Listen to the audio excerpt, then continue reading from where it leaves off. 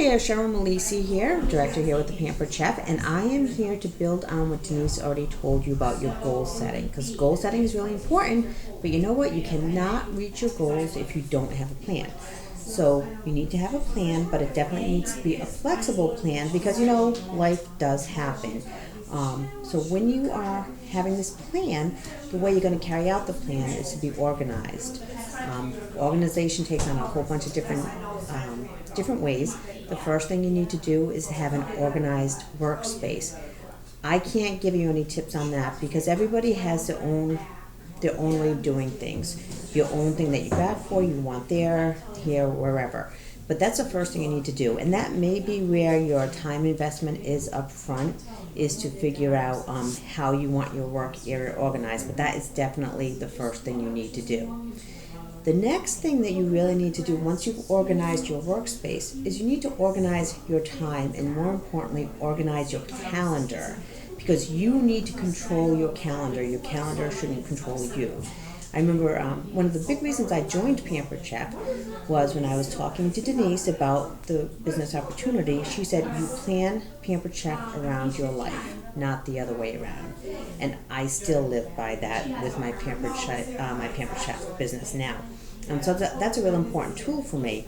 Now, one of the things I like to do is I actually like to color code my calendar. I hope you can all see this. But what I actually do is on the days I'm working my Pampered Chef, I actually have green dots because that's where I make all my money. My days I want to relax, it's like a spa, I have my blue dots. Purple is when I'm supposed to go to the gym, but that's a different issue. And then I also have these pink dots over here, and this is really where I can do my Pampered Chef, maybe go to the gym, but also I need to get my family stuff done, you know, spend the whole weekend getting ready for the week.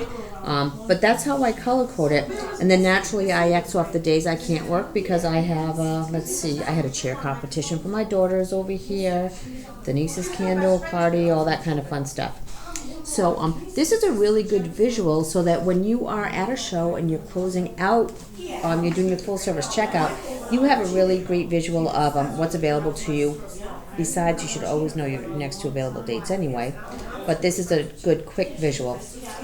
The other thing I always do is I have paper clips in my calendar, and this is just because with the consultant calendar that everybody gets for free from the Pampered Chef, right here they usually send them out to, look, this is probably going to be backwards, sorry, but you get the main idea. They send this out to us free in November, so it has the monthly, but it also has the weekly in here. So you can actually list what your to-do list is for the night.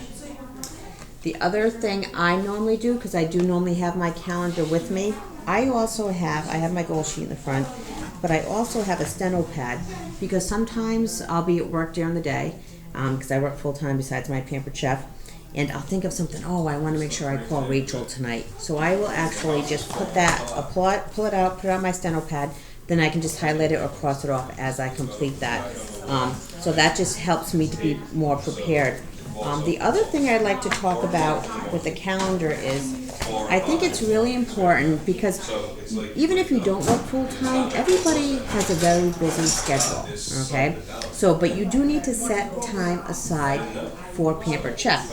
So I like to have my office hours, I say they are on Tuesday and Thursday, and you can see those have the green dots beside them. So when I have my office hours on Tuesday and Thursday, and then I usually say, all right, I'll work on a Friday or a Saturday. So again, that's another quick visual.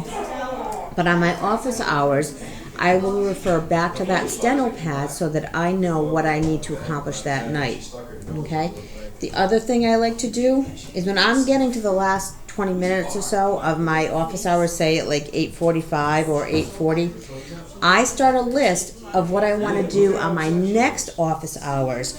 So if it's, let's say Tuesday the 15th, for example, about 8:40, I'm going to start making a list of the things I want to accomplish at my 17th office hours on April 17th, for example, because that way when I go into my office to work, I am ready to work at that point, okay? So I'm not spending another 15-20 minutes getting organized because I'm already there and I can jump right in. So I think that's a really effective tool. The other thing I would recommend is that you have one of your office hours, say the last time or the last session you have of the month or the next to last session, you want to get your host packets all ready during that office hour session so that you can mail them out for your next month's host if you haven't given them to them already. So that's another effective tool. So that basically is a really great way to help you stay organized. And then once you are organized, you work more efficiently, your business is more efficient, you're going to make a lot more money. All of this, honestly, I got that steno pad for $1 at the dollar store. The consultant planner is free. Highlighters, again, at the dollar store if you want to color code them. So I would really recommend that to help you reach your goals, organize, and plan. Homework. Couldn't forget about your homework. All right, so your homework for this session, you need to show a picture of how you have organized your work area and also how you have organized your calendar. Now, again, as you can tell, I'm a list person. Some people may do it all on their phones, but just put that list, take a picture of how you've organized your work area and your calendar, and then you'll be put into our raffle. Thanks a lot and happy organizing.